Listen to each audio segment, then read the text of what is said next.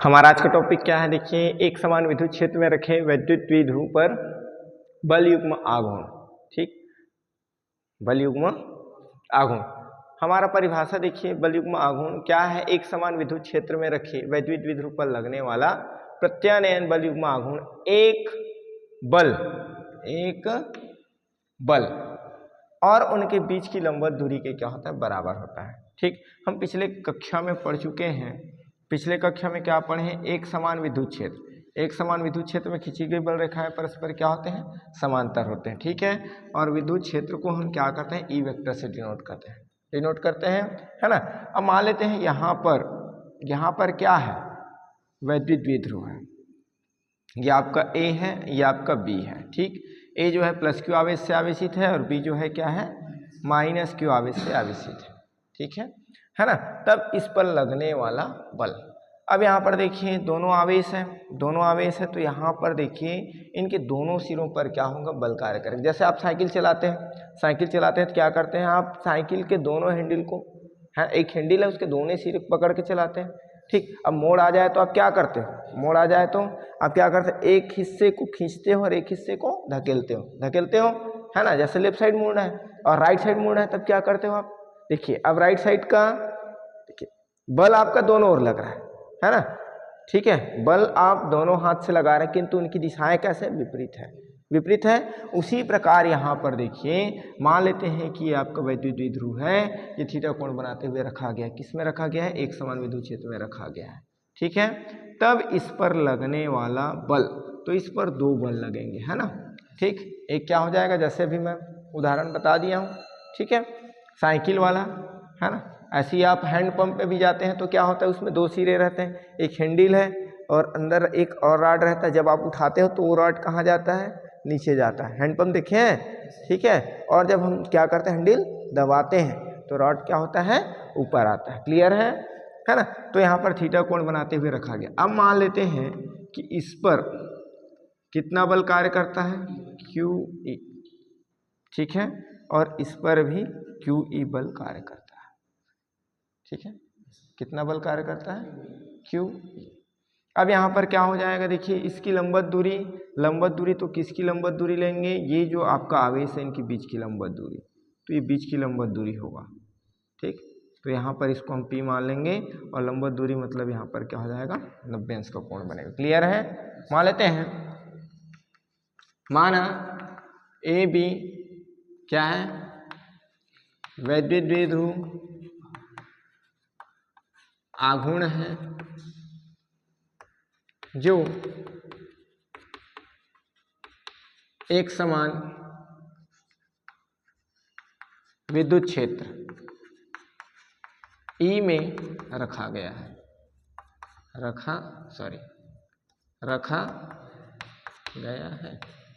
ठीक है, तब उसके दोनों सिरों पर समान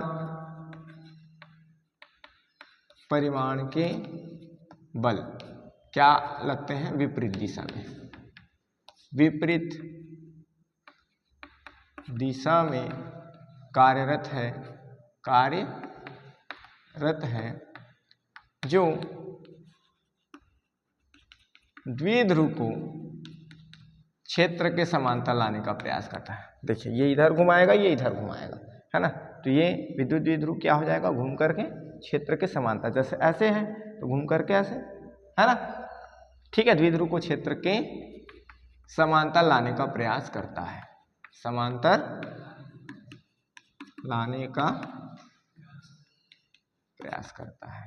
क्लियर है। ठीक, अब क्या करेंगे? क्योंकि हमारा परिभाषा है प्रत्यानयन बल युग्म। ठीक है, क्या है? प्रत्यानयन बल युग्म आघूर्ण, इसको हम टाउ से डिनोट करेंगे। ठीक है, दूरी के बीच की लंबवत दूरी के यहाँ पर एक चीज और, युग्म एक बल और उनके बीच की लंबवत दूरी के यहाँ पर हमको गुणनफल के बराबर होता है, ये लिखेंगे। ठीक है, तो यहाँ पर क्या हो जाएगा, देखिए प्रत्यानयन बल युग्म आघूर्ण बराबर एक बल गुना लंबवत दूरी, लंबवत दूरी, उनके बीच की लंबवत दूरी। देखिए प्रत्यानयन बल युग्म आघूर्ण को हम टाउ से डिनोट करेंगे। ठीक है, प्रत्यानयन बल युग्म आघूर्ण को क्या करेंगे, टाउ से डिनोट करेंगे, प्रदर्शित करेंगे। ठीक, अब यहाँ पर देखिए ये आपका एक बल QE, हम कोई भी ले सकते हैं क्योंकि दोनों तरफ क्या हो जाएगा, बल आपका समान परिमाण, केवल उनकी दिशाएं क्या है, विपरीत है। ठीक है ना। अब यहाँ पर देखिए उनके बीच की लंबवत दूरी, बीच की लंबवत दूरी आपका क्या, AP, बीच की लंबवत दूरी AP, समीकरण नंबर 1।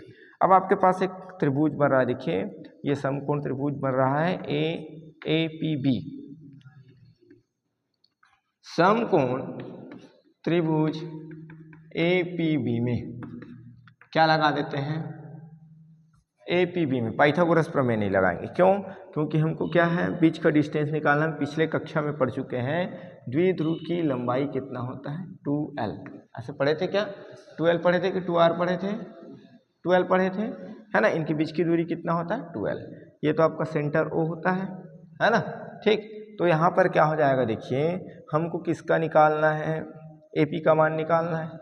अभी आपका कर्ण है, ये आपका लंब है, कर्ण और लंब, तो यहाँ पर क्या हो जाएगा, साइन थीटा। यहाँ पर देखिए ये आपका थीटा, भाई ये थीटा है तो ये भी थीटा होगा। क्यों, क्योंकि इनका झुकाव समान है, समान है।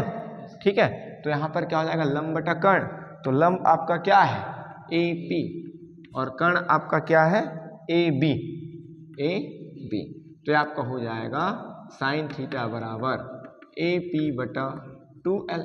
तो यहाँ से हम AP का मान निकालेंगे, तो AP बराबर क्या हो जाएगा, 2L साइन थीटा। क्लियर है, इक्वेशन नंबर 2। अब यहाँ से मान इक्वेशन 1 में रख दें, तो यहाँ पर क्या हो जाएगा, देखिए समीकरण 2 से मान समीकरण 1 में रखने पर, 1 में रखने पर तो रखेंगे तो ये आपका टाउ बराबर, ये आपका हो जाएगा QE, है ना, और AP का मान आपका हो जाएगा 2L साइन थीटा। क्लियर है, यहाँ पर लिख देते हैं, जगह है, जहाँ जगह मिले वहाँ लिखिए। ठीक, क्योंकि अभी तो आपको नोट करना है। तो ये आपका क्या हो जाएगा, इसको हम ऐसे लिखें क्या, 2QL E साइन थीटा। तो यहाँ पर ये देखिए 2QL बराबर क्या होता है, P, है ना, वैद्युत द्विध्रुव। ठीक है, वैद्युत द्विध्रुव आघूर्ण। यहाँ पर हम पढ़े प्रत्यानयन बल युग्म आघूर्ण, बल को हम टाउ से डिनोट करें, वैद्युत द्विध्रुव आघूर्ण को हम P से डिनोट करते हैं। ठीक है, चुंबकीय द्विध्रुव आघूर्ण को हम M से डिनोट करते हैं।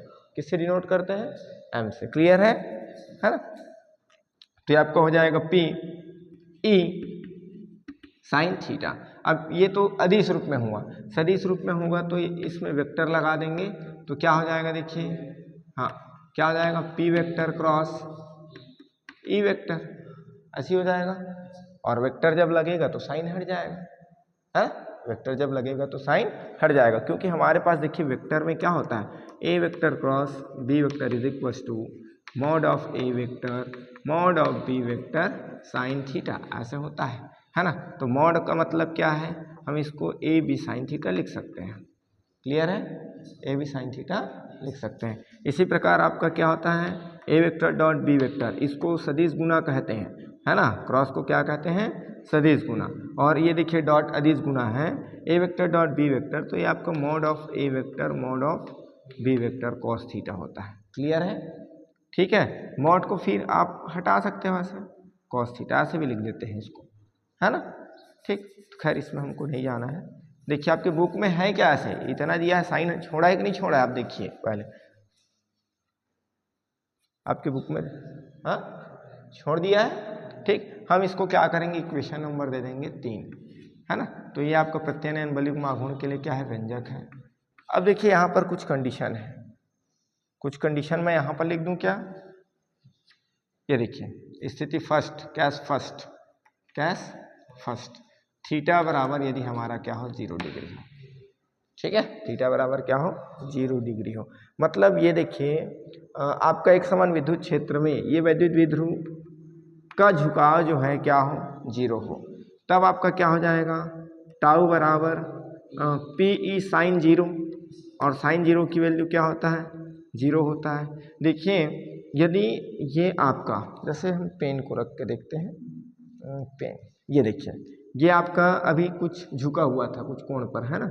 मान लीजिए कि ये आपका क्या है, बिल्कुल विद्युत क्षेत्र के समानांतर है, पैरेलल है, ठीक है।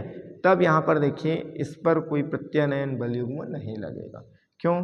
क्योंकि ये तो क्षेत्र के समांतर पहले ही है, क्षेत्र के समांतर पहले ही, और ये जो बल लग रहा है उनका काम क्या है, इस द्विध्रुव को क्षेत्र के समांतर लाने का काम है, और ये तो पहले समांतर हो जाएगा, पहले से क्या हो जाएगा, समांतर हो जाएगा, तो इस पर कोई बल कार्य करेगा क्या, नहीं करेगा। क्लियर है? ठीक। Cash second, cash second, cash second में हम देखते हैं थीटा बराबर कितना, 90 डिग्री, थीटा बराबर कितना, 90 डिग्री।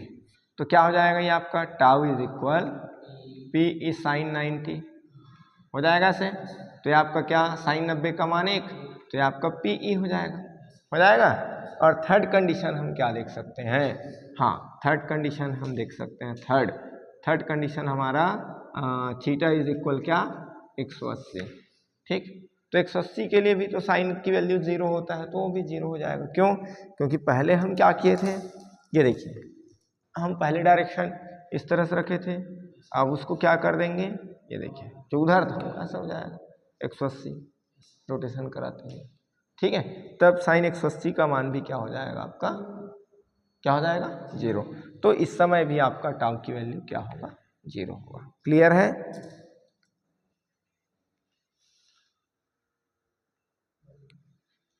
में संपन्न कार्य, ये देखिए द्विध्रुव है, अभी हम पढ़े थे, क्या पढ़े थे, प्रत्यानयन बल युग्म आघूर्ण, प्रत्यानयन बल युग्म आघूर्ण लग रहा था, तो ये जो क्या करता था, इस वैद्युत द्विध्रुव को घुमा रहा था ना। अब क्या करेंगे, देखिए संपन्न कार्य, अब घूमेगा वैद्युत द्विध्रुव, क्या होगा, घूमेगा, तो उसको घुमाने में कितना कार्य संपन्न होगा, कितना हमको कार्य करना पड़ेगा, ठीक है। Work done in deflecting a dipole in electric field, ठीक है। इंग्लिश में हम क्या करेंगे, ये टॉपिक का नाम है आपका, ठीक है। चलिए यहां पर फिर वही लिखेंगे, हमारा ए भी क्या है, वैद्युत द्विध्रुव है ना, वैद्युत द्विध्रुव है, ठीक है, तथा जिसकी लंबाई, बातें नहीं, जिसकी लंबाई 2L, जिसकी लंबाई कितना, 2L, वह वैद्युत द्विध्रुव आघूर्ण,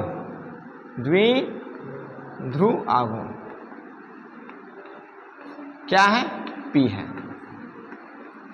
ना। तब इस पर लगने वाला प्रत्यानयन बल युग्म आघूर्ण, तब इस पर लगने वाला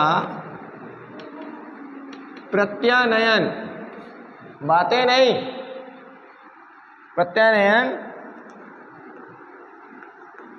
बल युग्म आघूर्ण, ठीक है। अभी थोड़ी देर पहले हम बात किए हैं टाउ बराबर क्या बात किए हैं, पी ई साइन थीटा, ये आपका समीकरण नंबर 1, ठीक है।